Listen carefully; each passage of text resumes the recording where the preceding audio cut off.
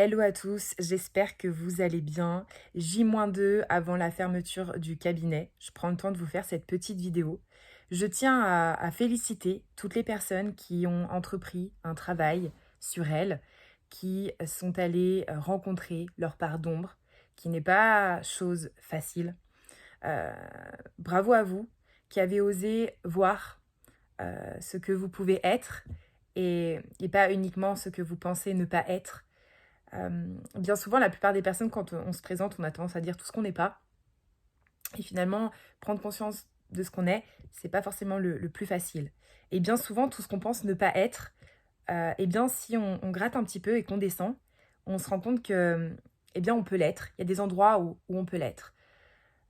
C'est pas évident d'oser sortir du déni de soi, d'oser voir ce qu'on peut être, d'oser se perdre, puisque quand on entreprend ce chemin, il arrive un moment donné où on se perd. Et je dis toujours, c'est lorsque l'on se perd que l'on se retrouve. Et on se retrouve de manière beaucoup plus juste, beaucoup plus authentique, beaucoup plus libérée.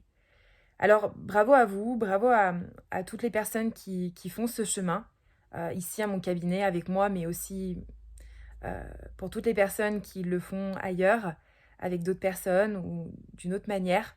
Bravo à vous, car je pense profondément que le monde de demain, euh, il est vraiment en train de se créer avec toutes les personnes qui ont décidé de s'éveiller, qui ont décidé de gagner en sens, en compréhension, qui ont décidé de prendre en charge leur souffrance. Euh, je crois vraiment ce monde de demain où on puisse être beaucoup plus dans l'aide, le soutien, la bienveillance, l'écoute.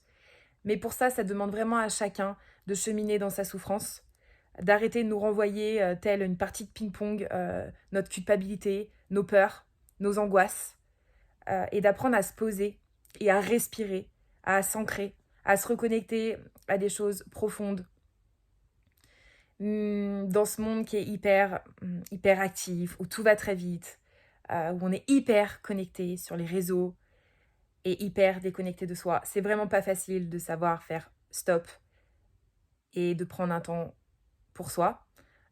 Pour les personnes qui le font, vous vous rendez compte que dans un premier temps, on a beaucoup de culpabilité à s'arrêter, à pas forcément travailler, à se reposer, à prendre du temps pour soi. C'est pas facile. Et pourtant, si on regarde, le monde va mal parce que les gens sont pas bien, la plupart des personnes sont malades, beaucoup de personnes souffrent de tout un tas de choses et on est beaucoup dans un fonctionnement de faire, faire, faire, faire, faire. Il est grand temps de faire pause et d'apprendre à être. Euh, Même à l'école, on nous apprend à faire, faire, faire, faire. Euh, il est grand temps d'apprendre à être. Et si vous pensez comme moi, on ne pourra pas transformer le monde euh, en cherchant à agir sur l'extérieur. Et ce monde, il est vraiment à l'image de ce que chaque être humain est. Et si on devient une majorité de personnes à être, à cheminer davantage sur soi, alors le monde de demain prendra aussi cette coloration-là. Donc voilà, moi le cabinet ferme dans 2 jours, je vais prendre quelques semaines de pause, de vacances. Euh, j'ai mis en place un accompagnement EAI, éveil, alignement et indépendance. C'est un coaching en ligne qui peut vous permettre de mettre un pied dans des enseignements, dans des exercices pour cheminer davantage vers vous. Donc le cabinet est fermé, mais si vous avez envie d'entreprendre un travail, EAI est en ligne. N'hésitez pas à aller sur mon site, il y a une petite vidéo de présentation.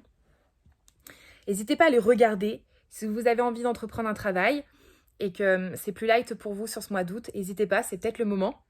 Donc je suis en vacances, mais je reste disponible en ligne avec ce premier module que j'ai réalisé. Voilà, si vous avez des questions, n'hésitez pas. Je vous souhaite un bel été. Je vous souhaite de prendre soin de vous. Je vous souhaite beaucoup d'amour et de bienveillance. Je vous souhaite des jolies tempêtes et des jolies crises aussi, puisque parfois ça passe par là. Mais je vous souhaite de les traverser avec douceur et de pouvoir les traverser avec des personnes qui puissent vous accompagner dans ces tempêtes pour vous permettre d'apprendre à vivre les tempêtes et les crises de la meilleure manière qu'ils soient. Voilà, au plaisir.